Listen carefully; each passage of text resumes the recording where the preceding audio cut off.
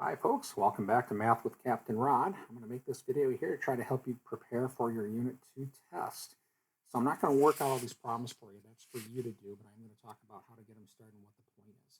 So just taking derivatives is going to be, obviously a part of this test. And this particular problem has really two things you're being tested on. One, you have to know how to differentiate sine and cosine, but you also have to know the product rule.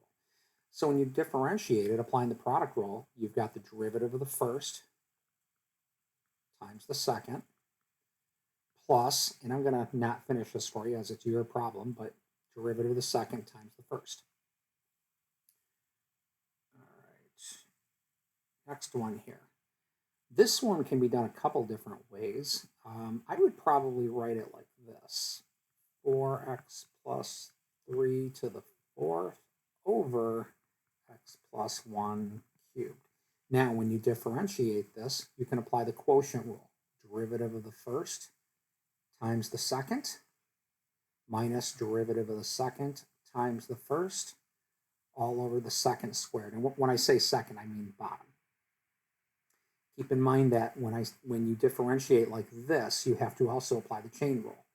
4 times 4x plus 3 to the third power times the derivative of the inside function, right, and so forth. This guy right here, a couple ways to handle that. Personally, I'd probably write it like this: 4 times cosine x to the minus 1 plus tan x to the minus 1. So now when you differentiate it, you can apply the chain rule, right? So you bring this down, negative 4 times this thing to the subtract 1. In fact, I'll go ahead and do that and start going the first term. Minus 4 cosine x to the minus 2. Then you differentiate the inside function. Derivative of cosine is minus sine. Do the same thing with this one. Okay, it's extraordinarily crucial that you understand what a derivative is. And the whole thing is it's based on slope. Okay, so remember slope, delta y over delta x. The derivative is based on this. And when it says by definition, here is the definition of the derivative. Y prime is equal to limit as h goes to 0 of f of x plus h minus f of x over h. So you want to apply that to this function. So we're going to have limit as h goes to 0. All right, f of x plus h would be square root x plus h minus f of x all over h. And then you'll have to go through a little rigmarole here to take the limit as h goes to 0. There's lots of algebraic tricks for things like this. This one right here, I'm kind of guessing, multiply it by root x plus h plus root x, top and bottom. I suspect that'll get it done. Okay, same thing here. I think that one will be algebraically pretty easy. So again, when it says by definition, that means you apply this. And if it says that on the test and you don't do this, it'll definitely be 0 credit. Okay, let's see. This is a rate of change problem here. Solid beer can shape, which has a certain radius and a certain height. It says something about volume, so I'm going to write this out right away. The volume of this thing is pi r squared times h.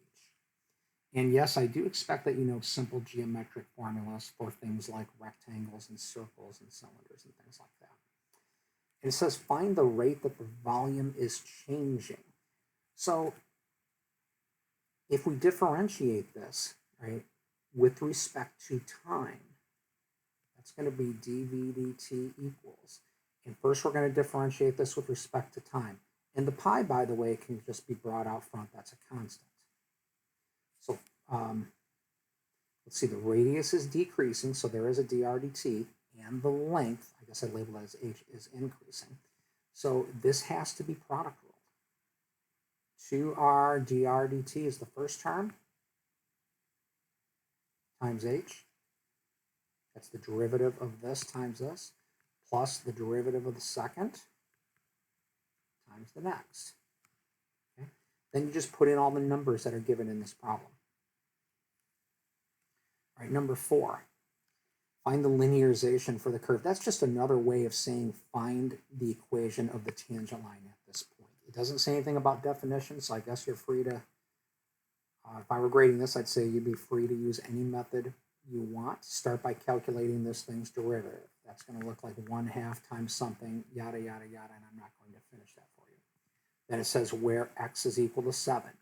Put that value in, and you're going to get a number out of this now. And that number is the slope of the tangent line. Then I would just write out y equals mx plus b. There is your slope. Take the 7, run it through your function to get your y. Right, then the y goes here, 7 goes here, and there's your b. And by the way, if we sketch a graph of this, let's see, that thing's domain is from 3. I think it looks something like this. You should get something with a slope, that's consistent with that picture, I'll just say. Moving on. Balloon. Oh, this didn't come with a picture in it. Balloon. Bike.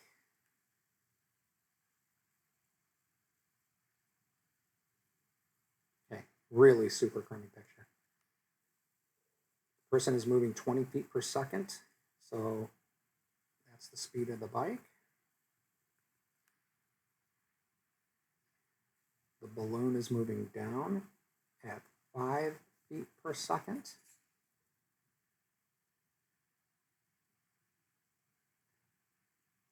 Now, there's some geometry here. I'm going to draw the geometry in green. Boom, boom, boom. And I'm going to call this x, y, and r. And these numbers are given in this problem. 300 feet away, 500 feet high. Now, keep in mind, though, that they are not constant. All of these variables are changing, and they are related by Pythagorean theorem.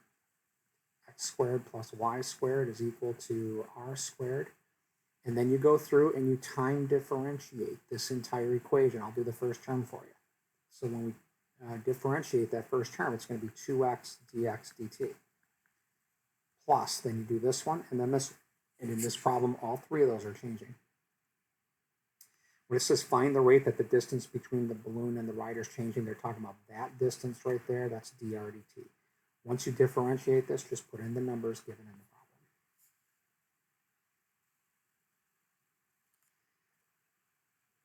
Six, ladder and a wall. There's my ladder. Okay, and again, very similar to the last one here. Let's call this distance x, y, and then how about L for length of the ladder? Now, one thing to take note of is the ladder is not changing in length. All right, so I wrote this exam before I had my computer system here, so I wasn't able to draw pictures in, but the angle shown in the picture was intended to be this one. Let's see, bottom is moving away at 5 foot per second, so that's dx dt, 5 foot per second positive because x is getting bigger. dl dt, well, I'll just say this, the length of the ladder is not changing. That should tell you what dl dt is. Find the speed of the top of the ladder. So that's looking for dy dt. Probably I'd start this with Pythagorean theorem again. And you got x squared plus y squared equals L squared. Time differentiate it. That'll give you a real easy equation to get dy dt. It says also find the rate at which theta is changing. So we're going to call this theta. And I guess I would probably say, let's do this. I'll tell you the truth, it doesn't matter what trig function we use. Let me use cosine. Cosine of theta is going to equal x over L. Go through and hit this with a time derivative. The entire equation, keep in mind, this has to be chain ruled. In fact, make sure, I'm going to go through and help you with that. The derivative of cosine is minus sine, but the theta itself is changing. So you also have a d theta dt term equals. Now over here, x is changing, but not L. And by the way, you want everything in radians when you work these equations out. That's probably enough to help you out with that. If you struggle, let me know and I can help you with it. Okay, using differentials, estimate the percent air in the volume of a sphere. So a sphere, right, the volume is 4/3 pi r cubed. If you calculate dv dr, that would be 4 pi r squared. So dv can be written 4 pi r squared dr. Now see where it says percent error. Well, what we can do is if we can change this to percent by doing this. If we divide both sides by the original volume, now here I'm going to write it as V, but over here I'm going to write it like this, 4/3 pi r cubed. This is now the percent change in the volume.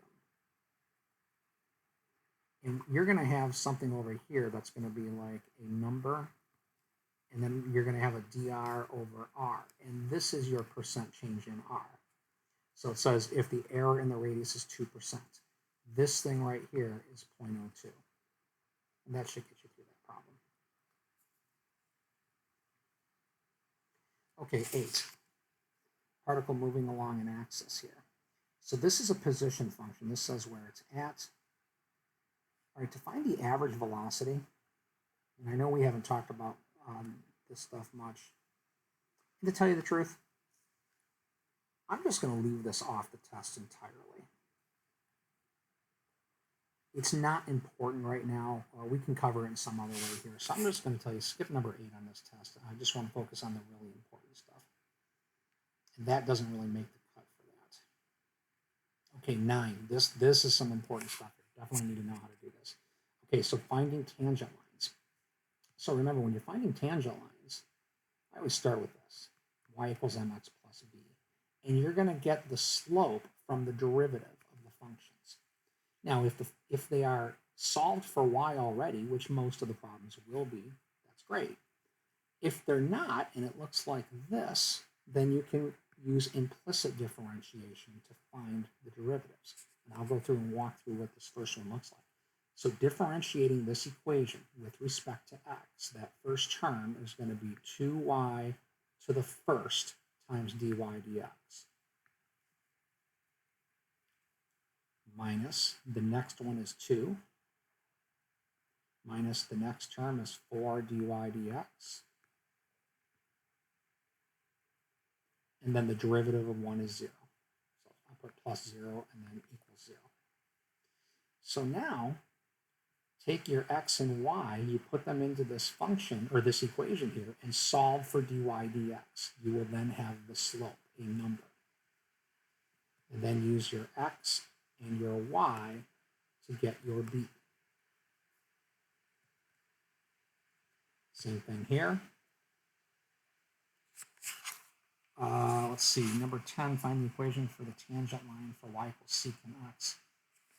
So that one's not an implicit differentiation, and that's okay. But you're going to start it the same way. I always start by writing out y equals mx plus b. We're going to have to differentiate this. Now, I personally don't remember the derivative of secant, but I do remember that it's equal to 1 over cosine, or cosine x to the minus 1. And then, to differentiate that, y prime is going to be minus 1 times cosine x to the minus 2 times the derivative of the inside function, which is minus sine x.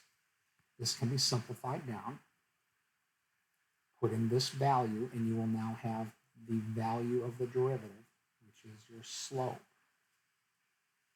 Then put your x in here. Here to get your y value, to go here to get b. Hopefully you follow all that. Okay, number 11, it says find the shortest distance to a point. That's an optimization problem, which is going to get held off this test. I put that into unit 2, so I'm sorry, unit 3. That won't be on here. We're going to put that in the next units. This one also is another optimization problem. So not going to be on this test. It'll be on the next one. Okay, so big things for the test. Make sure that you can find derivatives of polynomials, relatively simple trig functions. Make sure you can do the quotient rule, the chain rule, the product rule. definitely going to be on there. Make sure you can calculate derivatives by definition for relatively simple functions. I always try to keep them kind of simple because this can be that can get algebraically cumbersome in a hurry.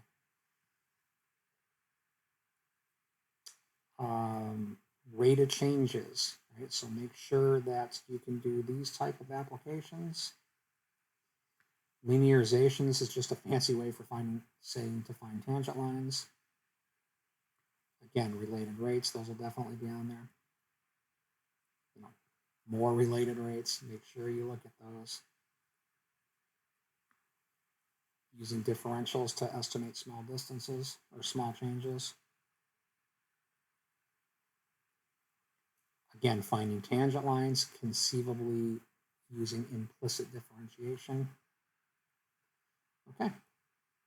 And again, just finding tangent lines of functions in general. That's what your test is going to focus on.